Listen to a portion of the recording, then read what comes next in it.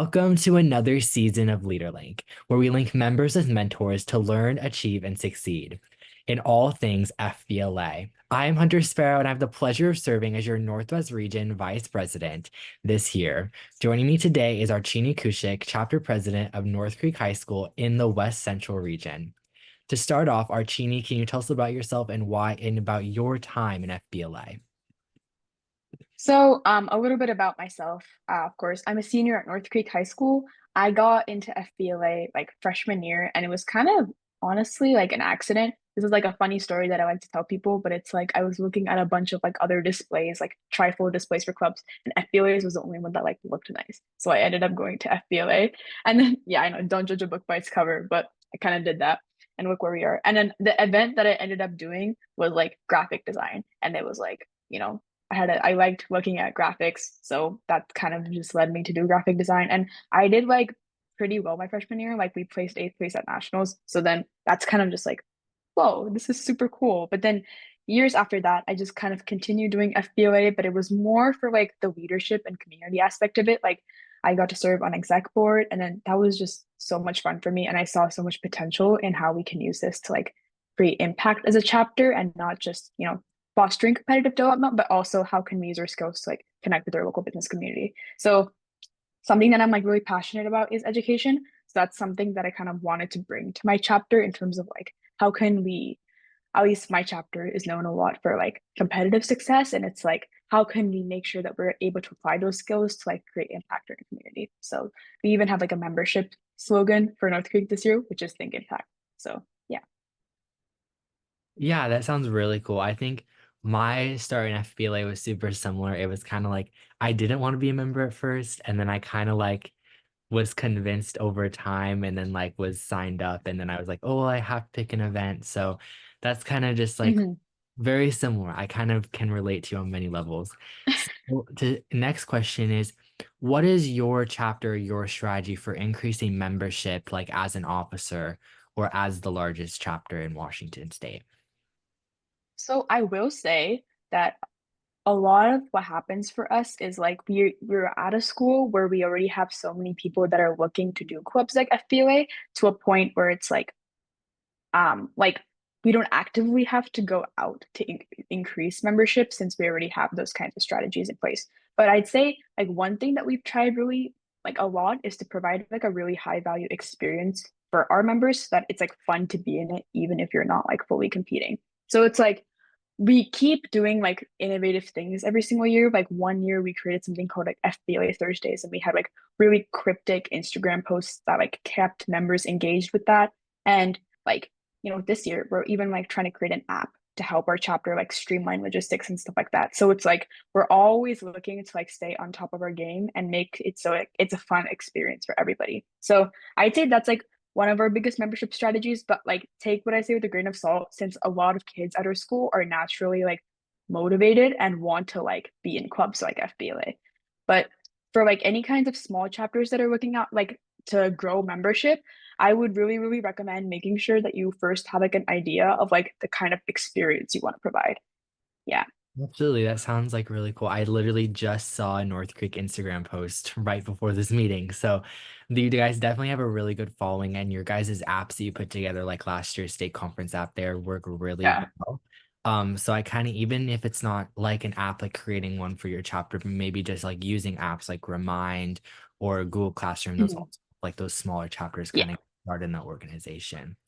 And then my next absolutely. question is, how does your guys' chapter support student attendance at conferences like SBLC and NLC, like cost wise, money wise, and then also just getting that many people there? So, like, one thing with our chapter is that we're super determined to move on to each level of competition. So it's like one that's through providing competitive event resources. So at least last year when I was VP of competition, we went through like interviewed like every single person who did events. So there's like examples actively of every single event, and we've kind of like constructed like a folder of sorts for our chapter with those resources to keep people like comfortable moving on to levels of competition. One more thing is our chapter is insanely huge. So we've even been able to provide kind of mock competitions. We have something called North Creek Champions Challenge. It's not really mock, it kind of does qualify you to regionals, but that also provides like the experience of going through competition, which keeps members almost like incentivized. And in terms of financials, honestly, like I'll be transparent, that's something that we've struggled with in terms of how we want to allocate funds towards this. But through doing fundraisers, we had a really successful year where we did Snap Raise, and I would highly recommend this for smaller chapters where we did Snap Raise and we raised about $11,000 and it helped us cut the cost of NLC. It wasn't much per person, like maybe $100, but it was like regardless, I think it was still really, really helpful for each person. So through fundraising, this year we really want to put an emphasis on promoting like the national provided and state provided scholarships because you guys promote like had those last year. I think we had a student who won one of those, but like making sure we're actively promoting those even more because you guys at state office provide a lot of good resources. Yeah, and that's actually a really good point to bring up that like the NLC scholarship is something that we put a lot of work into last year. And so for people watching, I think if you have people that are going to qualify for NLC, kind of looking out for that scholarship and getting them applied in the timely manner. Mhm. I believe it launches somewhere in the springtime. So just keeping your eyes on our Instagram is really a good tactic for that. And then my next leading into our next question is kind of, as you said, you're a really big chapter. I think it's like, how many members is North Creek at this year? Oh my gosh. Like, I mean, last year was like 400, but like Yeah. 30 of those were kind of disengaged. Yeah. This year we have like 385 engaged Okay. members. So it's like a Yeah. lot. Yeah. Yeah. So kind of like with that number, how do you guys keep that many members engaged, or what activities do you do to keep those members who may not be competing at regionals engaged throughout the year? So what I already mentioned this before, but one of our biggest outlets is through like our FBLA Thursdays. And these aren't, or now it's FBLA Fridays. We have them like in our like school cafeteria. So it's like really big and a bunch of people could come. But we like to host workshops there. And these are like the fun workshops where it's like, like lemonade stand. I hosted a similar workshop at SBOC last year, but it's like kind of just those fun things that also teach students um, business concepts. And can you repeat your question? Because I think there's something else that crossed my mind that I forgot to say. Yeah, it was kind of just how do you keep that many members like engaged? Like just the number. Engaged. Yeah.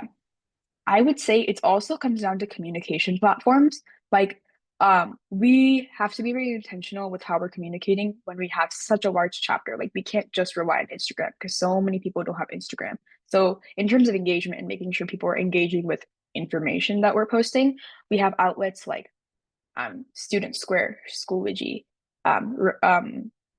Instagram, et cetera, et cetera, et cetera. So those kinds of outlets where we're making sure we're having consistent information on each platform is one of the greatest ways. But right now we're working on creating an app for our chapter that can hopefully simplify all that. So everyone's on that and it's easier.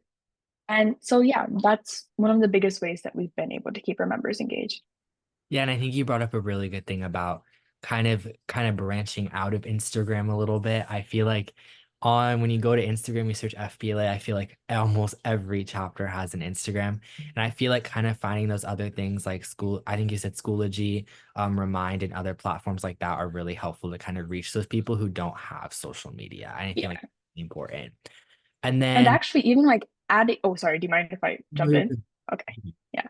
And so one more thing that we've been doing is I mentioned like I think impact is at something at our school. So we've even been collaborating with like other CTSOs like DECA and like TSA to even do like cross CTSO stuff. Like we just had a panel recently where we brought in like someone from like Google, like someone who runs a macaron shop, like all these like different kinds of people. So it's like also we're providing engagement in the way that this is like actual career experiences that they can like knowledge that they can use and apply later in life. Yeah, and I think you brought up a really good thing about those partnerships, kind of making sure you're partnering with your community. I know Resources Power is doing a workshop on that in December. So Mhm. definitely watch out for that for people who are watching again. But kind of getting those partnerships, like your community and those people and adults, they may have been members before, kind of done that before in their childhood. So I think just getting them involved is really cool. And then kind of just a little short question here. How often does North Creek meet as a chapter, if at all? Ooh. Oh, like as a whole chapter? Um, Um, well, we get most of our members at meetings. Well, most meaning like 100-ish. Like, usually at the first meeting we have crazy attendance where it's like every single member is there. But from there, like at meetings, it drops a bit because none of them are really mandatory and it would be hard to bring that many people there at once. We have meetings at like competitions and stuff like that, but other than that, like Yeah. yeah, I wish we could have more meetings, but it just doesn't permit when we have such a And large then chapter. kind of jumping away from the what's your kind of strategy of like communicating those meeting times when you guys do have meetings? I think Yeah. you said that So before. Yeah. mhm. So kind of just like, is it Instagram a lot and then like kind of gonna be through the app soon? Yeah, gonna be through the app soon. I mean, people know that there's always like an FBLA Thursday, and or not that.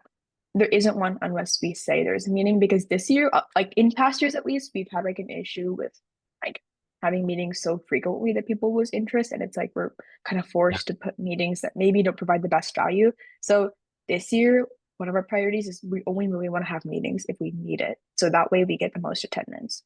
Yeah, absolutely. And I can definitely rate like my chapter, we've kind of moved away from like the weekly or like a lot of meetings constantly because it becomes repetitive. And I feel like you can Yeah, have those meetings. And I think I heard someone put it together as like kind of have a meeting when it's important. Like if it can be in an email or be in like a some form of communication, then I don't think we need to have a meeting about it. If it's something cool that members can engage with, I feel like that's a good exactly. time for a meeting. And then at these like chapter meetings or these FBLA Fridays that you've been talking about, what does like an agenda look like? Or what are you guys talking about as some topics as far as what you guys do at them? I mean, I think at least our first one, we introduced students to like everything FBLA. Like it's basically, okay, here's a breakdown of what the events look like. Crash course. Here's some merch we want to launch this year. What do you think about this merch? So those kinds of things are things that we talk about at meetings. It's not like your formal like parliamentary procedure. We're following Robert's rules. Like it's more like a presentation that we're giving to like a large group of people. So um uh, recently we've been having a lot of workshops where it's like these fun little games. So there's not really an agenda, because again, like you were saying, if it's something that can be communicated through email, then there's no point really in having a meeting. So we really have it for like fun things where it's like engaging, or it's like, whoa, there's a lot to unpack here that we're gonna get a lot of questions. Let's do this in person. So yeah. Yeah, absolutely. So it's hard to say what the agenda would look like. It really depends from presentation to presentation. Yeah, and then like these workshops that you've been talking about, are those like member led or is it the officer team leads them? Kind of tell us a little about like what those workshops look like. Sure. So, a lot of our, yeah, mostly our workshops are officer led, but they're officer led with their committees. So we have an exec board where each vice president has a group, a committee, which is like two or three members, which they like kind of went through an application process to pick. And these are people that like help them with all their duties and stuff like that. So those are the people that are that are hosting workshops. Recently, we had one called Pitch Perfect, and that was hosted by our vice president of communications, Sneha. She's awesome. She it was basically like a product innovation workshop. It's like how do you design products that like are constantly adapting? How do you make sure your product is catering to like the largest target market? And it was like very similar in terms of like basically people made like different drinks. We're trying to sell them at different prices. Everyone had different needs. Like it was just a fun game. I think, yeah, those are the kind of workshops that we tend to do. Yeah, absolutely. And I think this kind of just our last question kind of jumps back into one that we kind of talked about a little bit before. But as North Creek, we know like you guys have that pre-competition called the Champions Challenge, but I think is really unique and something that we don't see a lot in FBLA. So kind of how do you keep those members who don't qualify for SBLC and NLC kind of in tune with FBLA and keep them kind of engaged throughout the year to kind of retain that membership number through the next year? Yeah.